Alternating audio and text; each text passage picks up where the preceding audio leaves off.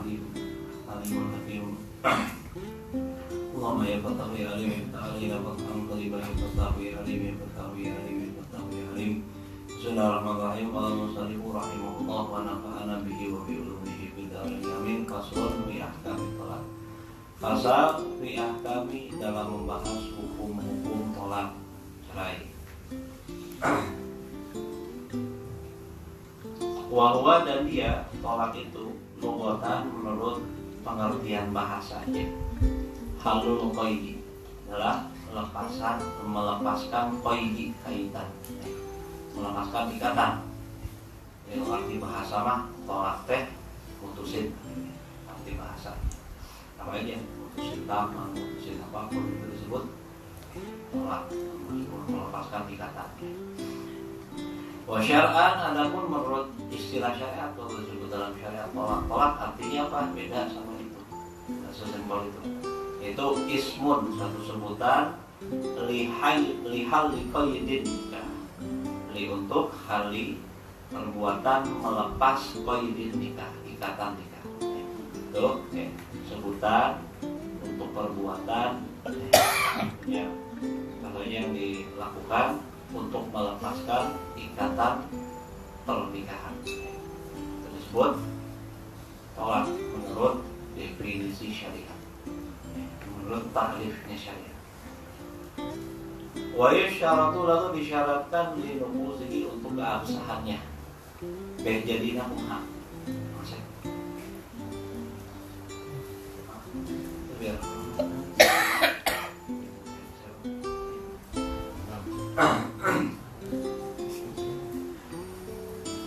dua amanah tadi. Wa yusyaratuna, disyaratkan li nufuzihi untuk keabsahannya tolak. Jadi mau sah tolak harus memenuhi syarat-syarat yang bakal disebut ini. Apa? Pertama, taklif. Suami yang mengucapkan talak ini sudah masuk golongan taklif. Taklif waktu akil, talakal, balik. Terus akil berarti gak gila. Kalau balik berarti bukan anak-anak. Terus sadar.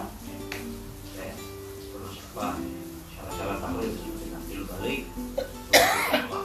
Akil balik.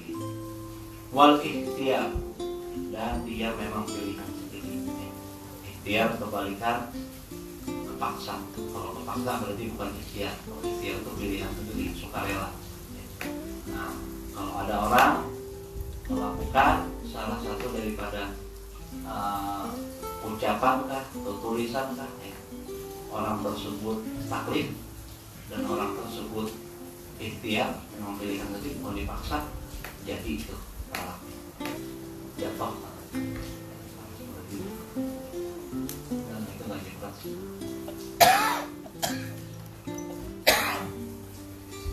Nah, ya. Wa amma sakron, namun adapun sakron, orang yang mabuk. Mabuk gimana? Kan berakal, berarti tidak taklif. Khusus mabuk, fayan khusus. Tetap jadi, tetap sah, tolak, tetap tembus. Jadi tolaknya tembus, ukuban. Kalau sah, ukubatan sebagai hukuman bagi dia. Kenapa? Mabuk tadi itu ya. Kalau mabuk kan bisa lapas saja. Jadi bagi orang yang mabuk mencapai sesuatu daripada lapas tolak, jadi tolaknya. Nggak sadar, walaupun dia nggak sadar, sebagai ukubatan, sebagai hukuman bagi orang yang suka mabuk tadi. Resikonya, aja dia main-main tuh ya. Namanya orang mabuk nggak bisa kendali kan. Yang main-main kalau. Wa tolaku, lalu tolak itu korban terbagi menjadi dua model. Tolak itu ada dua model. Apa? Coba itu ada dua. Sholihun wa kinayatun. Pertama, tolak yang sholih, terang-terangan, nyata. Itu pertama. Wa kinayatun, ada tolak lagi yang kinayah. Kalau kinayah itu nggak nyata, masih ada kemungkinan makna lain. Kalau sholih ternyata terang-terangan. Apa maksudnya sholih sama kinayah tadi? Cerai itu ada dua, cerai sholih sama cerai kinayah. Sholih, adapun cerai yang sholih, tolak yang sholih itu mah yang la tidak ya tabiru berkemungkinan ghairu talak, selain makna talak, selain makna cerai. Memang maknanya memang khusus dipakai untuk cerai, kata-katanya memang peruntukannya memang khas cerai aja gitu. Wal kinayah, sedangkan kinayah, kata yang kinayah, kata yang kiasan gitu ya. Matah tamilu ghairu, itu yang kata-kata yang tamilu berkemungkinan berpotensi ghairu, selain arti cerai. Apa tuh? Nih, sebentar mau disebutin yang sholih apa, yang kiasan gimana. Nah gitu ya. Jadi tolak itu ada dua, ada tolak nyata, ada tolak tidak nyata. Gampang gitu. Sholih, kinayah. Kalau sholih nyata, kinayah tidak nyata. Yang nyata itu gimana? Yang nggak mungkin artinya selain cerai, memang artinya memang murni cerai, ada kemungkinan arti lain. Ya. Kalau yang kinayah apa? Yang berkemungkinan punya arti lain, yang multi makna. Kalau bahasa Indonesia ya, maknanya bisa beragam, bisa mana ini, bisa mana itu ya, gitu. Bisa ditafsirkan ke arah yang lain, penggunaannya beragam, bukan satu peruntukan. Walau talafadz zawju, lalu andai kata talafadz mengucapkan zawju seorang suami bisholih dengan ucapan yang nyata tadi. Maqala, lalu dia berkata, lam urid, aku tidak bermaksud ditolak dengan ucapan tadi, tolak, nggak maksud cerai tadi ucapin tadi mah. Kalau dia ucapan yang nyata, gimana nih? Kalau ada seorang suami mengucapin ucapan tolak yang nyata, lalu dia ngaku dirinya bahwa dia nggak maksud cerai, lam yang maka tidak diterima qauluhu, ucapan pembelaan dia. Artinya tolaknya tetap jadi. Kenapa? Karena yang sholih mah nggak butuh niat, niat, ucapannya sendiri udah menjatuhkan talak. Kalau ucapan cerai yang nyata. Sekarang apa aja yang sholih itu? Pokoknya yang sholih kita harus tahu. Kalau selain yang sholih berarti semuanya tidak sholih. Sudah. Sepupu di depan ini. Mengasih depan dong.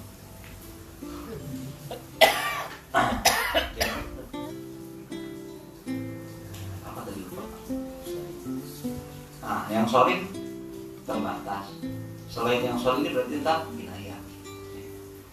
Apa sholih? Maka adapun kata cerai yang sholih yang nyata itu salah satu alfaz. Hanya ada 3 lafaz, cuma 3 kok. Kita tahu 3 ini berarti kita hafal yang lain. Ini 3 ini harus nyata. Apa pertama? Tolak. Pertama kata tolak. Kalau bahasa Arab ya tolak. Tolak, tukar, tolak, tolikun dan sebagainya. Turunnya tasrifannya. Pokoknya tasrifannya bisa dipakai buat cerai tadi. Ya. Wa masytuqqa minhu, dan apa yang usytuqqa yang ditasrifkan minhu darinya, pecahannya, pecahan dari tolak ya terukun tolakon wa talaqon wa talikun wa zakan. Pokoknya tasrifannya aja. Semuanya bisa dipakai usytuqqa. Tolak tuki seperti pakai firman tolak tuki, aku ceraikan. Tolak kan seperti tolak menceraikan tuh saya ki kamu, saya ceraikan kamu. Oh itu dirinya tuh niat nggak niat jadi itu tuh. Wa anta tolikun, atau kalimatnya kayak ini, kamu sudah terceraikan. Itu jadi juga niat nggak niat ya toh itu mah. Wa mutrikotun, atau wa anta mutrikotun, kamu sudah tercerai. Sudah tercerai. Itu semua itu kalau mutrikotun, kalau tolikun pakai isim fa'il. Kalau mutlaqotun, mutlaqotun pakai isim maf'ul, sama aja. Pakai isim fa'il, isim maf'ul, bil madi, bil mudhari, pakai masdar kan, pakai semuanya pakai, pokoknya kalau akar katanya tolak semuanya ini itu pakai niat punya. Wa minal shorihi aidon, dan di antara yang shorih yang nyata aidon juga ya wa pirok dan pirok. Pirok juga sama. Pirok itu kan memang penggunaannya, peruntukannya bahasa Arab itu buat cerai. Wasarah juga sarah, sin, sin, sama sa, pakai sin sampai di sarah itu tolak, pirok, sarah, tiganya ini solid, nyata. Niat nggak niat ya. Apa bukan seperti kalau kalimat itu kan apa bukan aku pirok kamu menceraikan. Wa anta mufaraqatun, kamu sudah menceraikan. Wa sarraf buka, atau pakai kata sarraf madinya sarraf buka, menceraikan. Coba ceraikan ya. Dan sinonim ya. Wa anta musrahatun, kamu sudah bercerai, kamu sudah dicerai. Nah, ini tiga ini adalah solid, tolak, pirok, saraf. Tiga-tiganya nyata. Niat gak niat jadi, walaupun bercanda jadi jiddu wahadruhu sama. Apa serius atau bercandanya pun tetap jadi. Apa bercanda? Ada beberapa kalimat yang bercandanya pun jadi, lagi seriusnya. Apa bercandanya aja jadi, apalagi seriusnya. Makanya jangan pakai ini. Saya mau pura-pura aja nih. Zawai itu tahu, anak suka, mobil jadi pernikahannya ya. Yang memang kalau misalkan rukunnya terpenuhi itu sama akad nikah bercanda aja kan. Kalau misalkan di TV beneran mau ngeplok misalkan apa ya, dihadirkan lah kakak perempuan, terus laki-laki, terus ada saksi dua, wah pakai lafal hijab kopul jadi cuma cuma acting itu jadi nah ya main-main masalah begituan pernikahan. Kedua cerai, mau cerai nggak boleh main-main. Satu lagi yang tiga ini apa bercandanya jadi, apalagi seriusnya. Seriusnya jangan tanya, bercandanya pun jadi. Wa minas sholihi aidon, di antara kata yang nyata juga al-khulu, itu apa di antara sholih juga di antara bentuk cerai yang nyata juga bukan kata itu. Al-khulu iza zakarah, itu khulu yang kemarin sebutin tuntutan cerai. Kalau sudah nyebutin harta, istri minta diceraikan, lalu dia kan harus bayar harta kan, sebagai ganti. Dikasih hartanya berapa, misalkan 5 juta, diterima sama suaminya, adik langsung jadi. Niat mau saya bercanda ngambil uang aja. Nah, sama kayak sorry perbuatan tadi, dia terima hartanya tadi udah jadi. Wakadar mupadah, begitu juga kalau tadi nyebutin harta atau tebusan, misalnya ditebus, tebusan sama aja. Tebus saya, kata siapa si suami, kamu mau ini tebus pernikahan ini apa memang, lalu ditebus sama suaminya, sama istrinya, jadi canda dulu, jadi main-main masalah itu. Nah ini termasuk solid semua. Nah di luar ini berarti semuanya dihukumi kinayah. Di luar ini sebut gimana, kirim SMS. Nah ya, saya ceraikan kamu, misalkan di SMS tulisan kan ya. Mau surat kah, mau email kah, mau SMS kah, mau WhatsApp kah, mau Facebook Messenger kah, mau apa lagi, macam-macam kan, surat elektronik lah apa aja, mau pakai Telegram kah, mau pakai apa, semua sama aja, tulisan berarti namanya. Nah kalau tulisan maksudnya kinayah. Berarti kalau kinayah gimana? Kalau diniatin baru jadi, kalau nggak diniatin pendapat yang paling kuat nggak jadi sampai. Kalau misalnya nulis canda-candaan ya, jadi itu kinayah ya. Sebab kalau yang hidayah butuh niat, untuk jadinya harus ada niat. Tapi kalau yang sorry, yang nyata tadi niat nggak lagi, niat niat tetap jadi. Wala yang tadi sorry tolak ilan niat. Nah, tadi itu.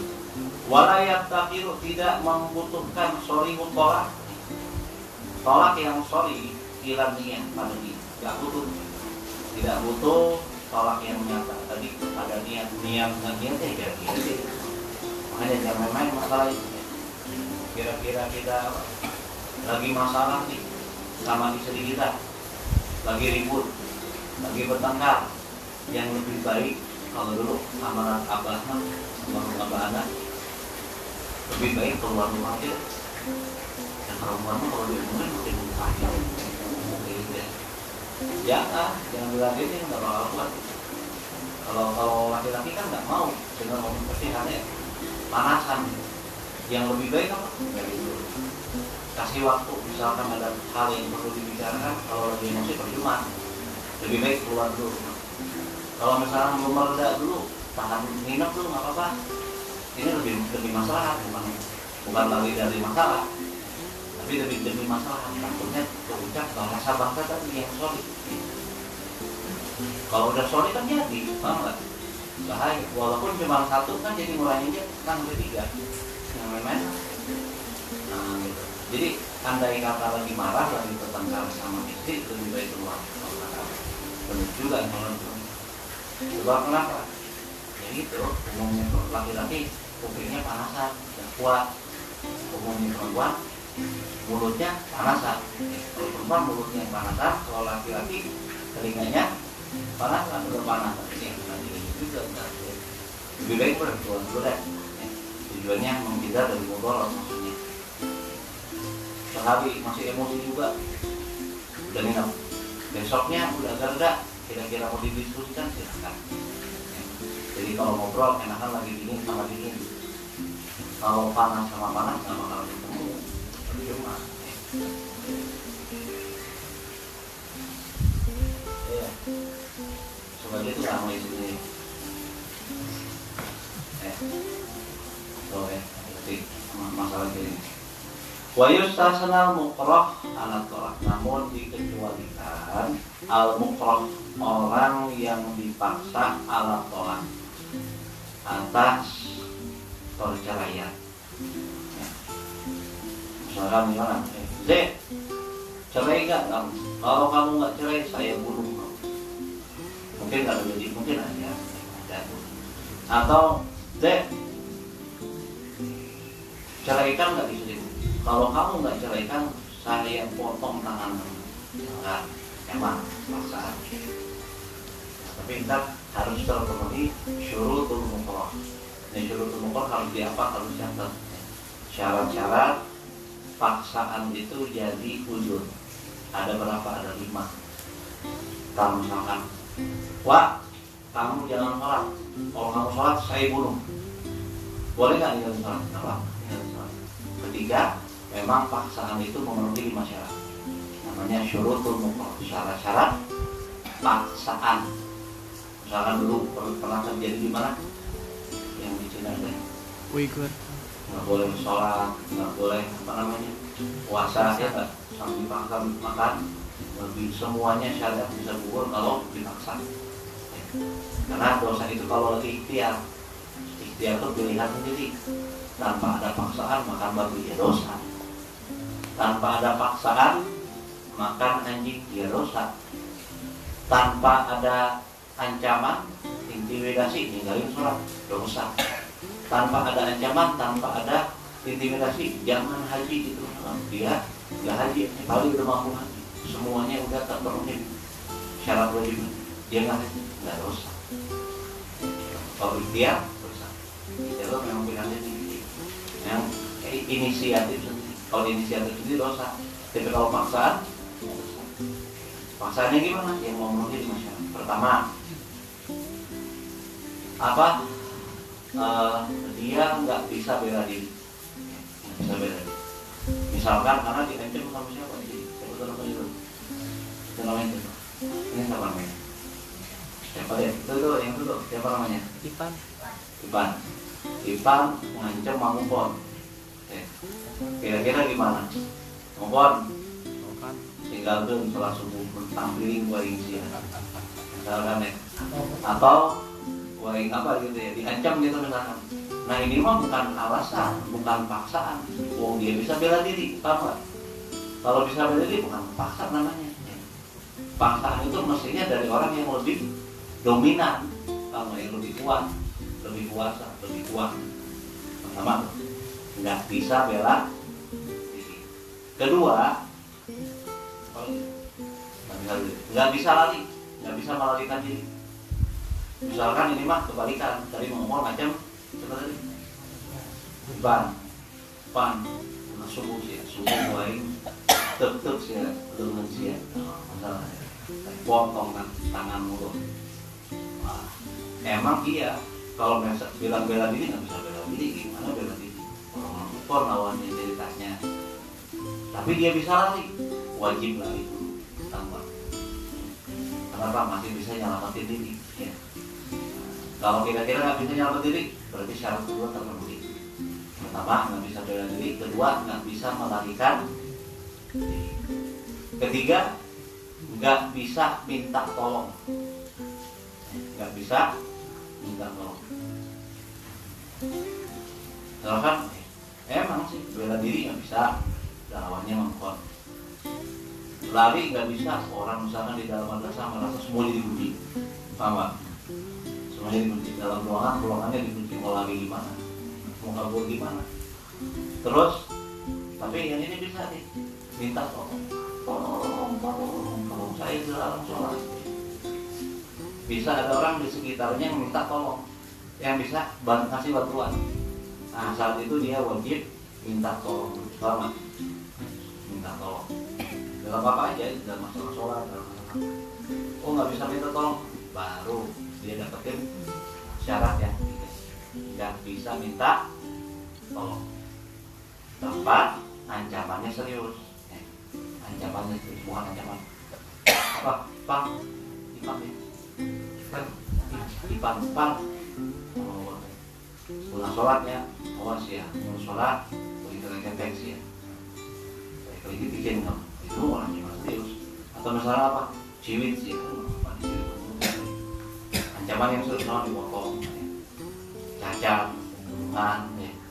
Bakal dibunuh dirinya atau keluarganya, atau bakal hilang salah satu fungsi anggota tubuhnya, itu ancamannya serius. Kalau buat cepat, nah, 4. Satu lagi apa? Masalah ada 5. Nah ini disebut syarat paksaan. Kalau syarat paksaan itu terpenuhi, apapun nggak jadi dosa. Kalau benar-benar tadi.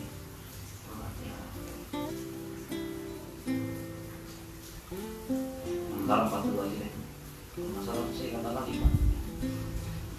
Nah gini, ceritanya tadi dia dipaksa untuk cerai. Nah tapi katanya masuk itu. Jadi dikecualikan apa orang yang dipaksa untuk cerai. Fasoli hukum kinayatun, maka ucapan nyatanya adalah kinayah. Walaupun dia ucapannya tolak, walaupun ucapannya dia firaq, walaupun ucapannya dia syarah, bahasa terjemahan kita mah cerai. Bahasa Sunda firaq kan hanya sama ya. Orang firaq anjir.